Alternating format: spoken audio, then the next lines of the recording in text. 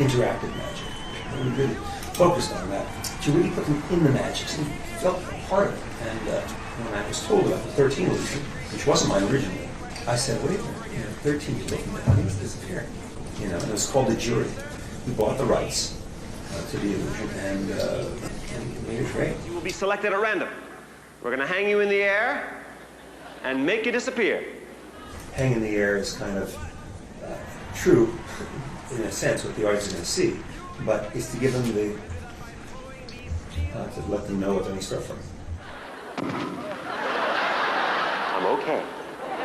We're going to bounce the balls around the... On television, we did things where people would get out of their chairs in their home, living room, and actually touch the screen. Before touchscreen on your phone, before swiping things and all that, people would get out of their chairs and actually interact with the screen. Big successful thing. We did it for many years on TV. So, if you're 18 years or over and in good health, stand up right now. Everybody, 18 years or over and in good health. When I do the announcement to people, and I say, everyone stand up, I watch how they stand up. If you're a lawyer, sit down. If you've had too much to drink, sit down. If you are the man... When I give these facts to them, these ideas to them, we watch them and see, if you're in good health, I say twice good health. Because somebody that maybe is not in good health, I watch them actually sit down. People actually sit down. They're excited about being here, but they sit down, give them a chance to go, okay, in the same way that on an airplane, we've all been in airplanes, where they show you the gas mask that comes down. They show you the life jacket. They show you where the life raft is. I've flown as much as anybody. I've never seen not gas mask, the air, the oxygen mask come down. I've never seen it, but they tell you about that because they say the worst case scenario. If you sit in an exit row, they say, are you able to handle these things? Are you able to open the door and pull it in? Are you able in good health to do that? I've never been on a plane, I don't know how many planes I've been on, where everybody had to use the exit door, but they tell you the worst case scenario. So I love that. I love the fact that on airplanes, that's the most efficient way of knowing how people are going to react, how, if they're going to opt in or opt out. And this is the time, by the way, I'm watching them bouncing the balls. But, I'm sitting there on stage watching this, and after they're bouncing around, I keep forgetting to mention these things. I'm watching how they're reacting to those balls, see who's doing that. That's a great opportunity. That's why I let it go that long. They're bouncing around. I could do it very quickly.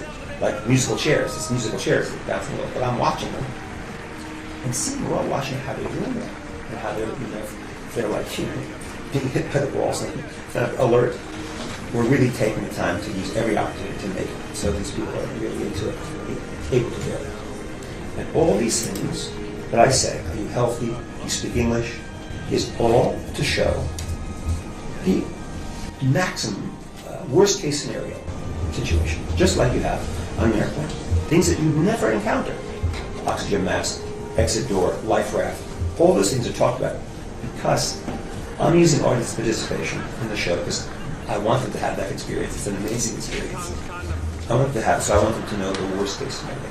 That's why I talk about, are you healthy twice? I watch them do those things very, very carefully. If they don't want to play, it's their choice. I want them to have a good experience. My object is to keep them excited and happy. And I'm telling them, like on the airplane, I like them to opt out if they're not into this thing. People might run into each other. I have no control to run into each other. No control. But we try to keep it, and we do keep it very, very safe. Those things are kind of the worst case scenario. You can opt out if you're not into this idea. I let them know. And people, I got to be honest with you, they sit down. They really sit down. They hear those things, those cues, and they go, I'm here to kind of relax. And they sit down. And the people that play want to play. Billy Bob. One of the Baldwin brothers, Marcia, Beaver, Ally McBeal, you, and Alanis Morissette. Perfect. Our witnesses have a very important job. Your job is to make sure that no one jumps off the platform. So if you see anybody jump off the platform, get up and catch them. In my live show, I had magic having the audience around me, and you found that seeing the audience participate was a really key, it was a classic thing. every magician throughout history has used audience participation. You know, it was really, really great. Still is great. You know, I don't produce a dinosaur. The dinosaur is produced and it comes 6 feet over the audience's heads. A spaceship appears. It doesn't appear on stage. It appears in the middle of the audience, over their heads. So actually feeling the magic and having experienced it, I found is really compelling and really motivational, inspiring. And when I was told about the 13 illusion, I said, how can we make this our own kind of thing? After you get your flashlights, I'm going to have you close your eyes and picture your perfect place. That's where you're going to go. I need you all to raise your right hand. People in the audience, raise your right hand, raise your right hand.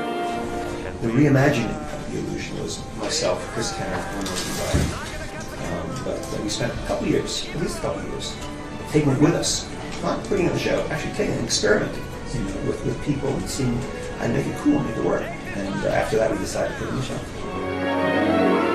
Pass out all the flashlights. Everybody gets a flashlight. Everybody gets a flashlight and turn them on. Turn on those flashlights.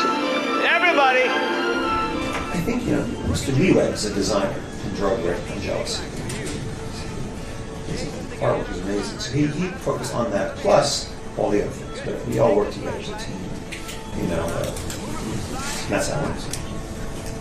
I don't have time to describe it. There's a lot that goes into it. But, you know, the music's important. How the music is edited, how the music is timed out, how to make music loop so you have time to do it with the different options. That takes time. Designing before that begins, designing how it's going to look, the lighting of it, how it's going to be placed on stage, what happens to the audience. There's a lot that goes on for each thing that we do. I call it glorious torture. It's a creation process, and the end result is something that, you know, most of the time we're proud of.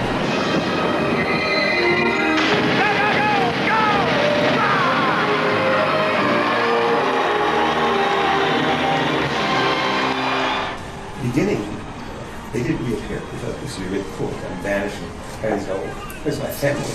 And they go meet them in the lobby. So we did it that way for a while, and we found it was pretty good, not bad. Then we tried to have them reappear, and it worked.